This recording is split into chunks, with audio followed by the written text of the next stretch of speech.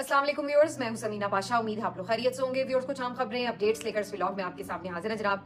खबरें इंपॉर्टेंट है जी। इमरान खान साहब का पैगाम आ चुका है, पहले अलीमा खान साहिबा के थ्रू और उसके बाद फिर उनकी ट्वीट भी आ चुकी है अब।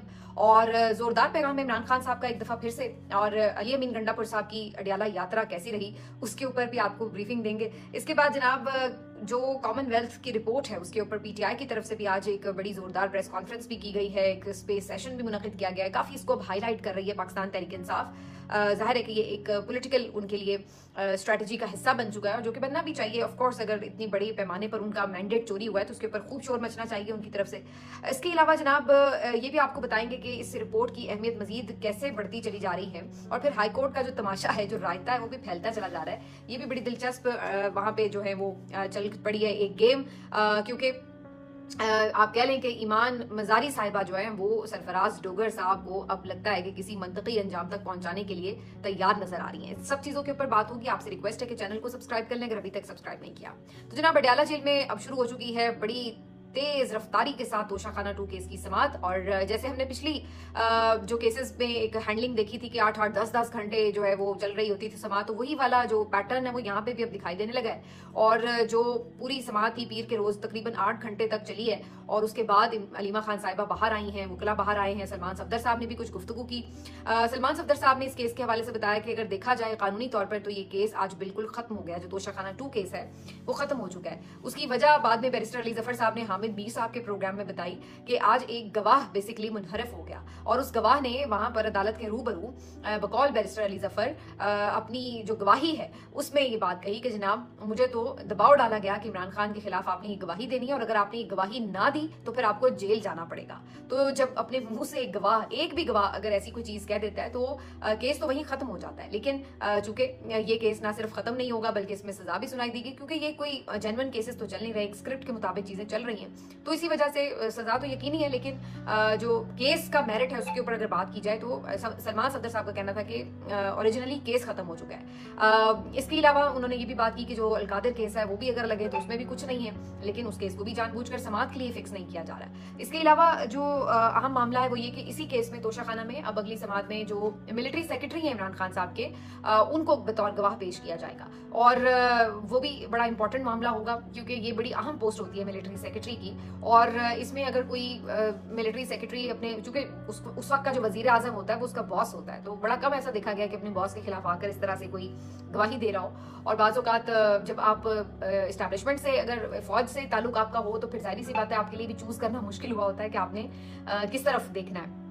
बहरहाल देखते हैं जी। मिलिट्री सेक्रेटरी इमरान खान साहब के जाहिर ऐसा लग रहा है कि आएंगे तो इमरान खान साहब के खिलाफ ही गवाही देंगे, लेकिन ये केस बड़ा हल्का सा है। अब उसमें जिरा को भी बर्दाश्त करना होगा, देखना होगा कि उनकी गवाही का क्या होता है। अलबत्ता ये जो केस है अब तेजी से आगे बढ़ेगा, और मजीद यही नजर आ रहा है कि इस केस की समाअत ना तो ये कि पोस्टपोन होगी और ना ही बहुत शॉर्ट होगी, बल्कि इसको अब लंबी लंबी समाअत की जाएगी। वैसे तो अब ये कंक्लूजन के करीब ही है, क्योंकि मेरे ख्याल से सिर्फ 2 ही गवाह ऐसे रह गए हैं जिनके ऊपर अब गवाही होगी, और उसके बाद फिर उनकी जिरा वगैरह होगी।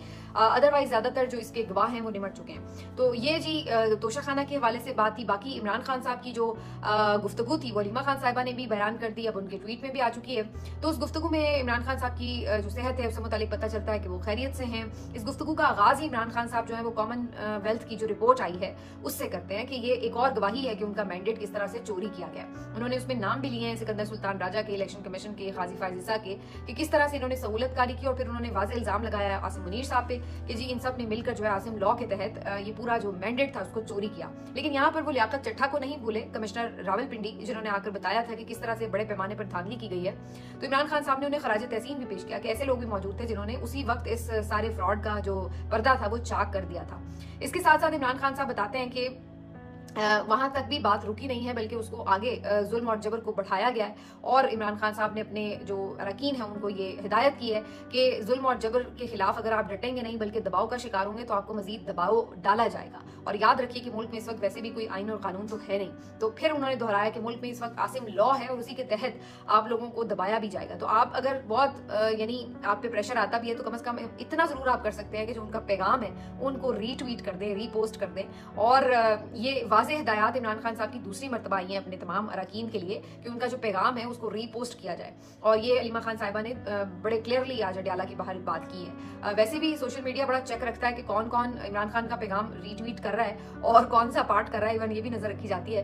और फिर जो लोग नहीं कर रहे होते उनका पूरा एक कच्चा चट्टा भी खोला जाता है और उसकी एक पूरी लिस्ट भी जारी कर दी जाती है बाज़-औक़ात। बहरहाल ये इमरान खान साहब का दोबारा से पैगाम था। उसके अलावा इमरान खान साहब ने फिर जो 26वीं तरमीम है, जो जुडिशरी का हाल हुआ है, उसके ऊपर भी बात की। फिर जो जजेस उसके अगेंस्ट खड़े होते हैं उसके ऊपर भी वो खराज तहसीन पेश कर रहे हैं। फिर उसके बाद जो इमरान खान साहब का नुकता था वो बड़ा इंपॉर्टेंट था जी। वो उन्होंने जो ऑपरेशन जारी है उसके हवाले से बात की बड़ी तफसीली। और अलीमा खान साहिबा ने जो आज अडयाला के बाहर गुफ्तगू की उसके ऊपर, उस वक्त अली अमीन गंडापुर पूरी कैबिनेट वहां पर मौजूद थी। इमरान खान साहब ने ये कहा है कि जी कभी भी ऑपरेशन से पायदार अमन मुमकिन नहीं होता। इस वक्त सिचुएशन है वहाँ पे खैबर पख्तूनख्वा के जो इलाके हैं वहाँ पर अफगानिस्तान का इलाका है, तो उन्होंने कहा कि इसका हल यही है कि जो अफगानिस्तान के लोग हैं, जो तालिबान हैं अफगानी, जो पाकिस्तान के यहाँ पर लोग हैं, इनके साथ मिल बैठकर इस मसले का हल निकाला जाए। वरना क्या हो रहा है कि हमारे पुलिस एहलकार शहीद हो रहे हैं, हमारे फौजी शहीद हो रहे हैं, हमारे आम लोग शहीद हो रहे हैं और मसले का हल नहीं निकल रहा। ये एक अनएंडिंग किस्म की जंग में तब्दील होती जा रही है सिचुएशन, और इसको बगैर बातचीत के रोका नहीं जा सकता। तो इमरान खान साहब ने यहाँ पे थोड़ी सी सहूलत जो है वो अली अमीन गंडापुर को भी दे दी कि चूंकि उनको इस हुकूमत की तरफ से मतलूबा सहूलत दस्तयाब नहीं है और उनका पासपोर्ट का भी इशू चल रहा है, तो चलिए अगर वो नहीं जा सकते तो महमूद खान अचकजई साहब जो कि तहरीक तहफ़्फ़ुज़ आईन पाकिस्तान के सरबराह भी हैं, इस अलायंस के सरबराह हैं, तो वो एक डेलीगेशन लेकर अफगानिस्तान खुद चले जाएं और वो जाकर बातचीत में किरदार अदा करें।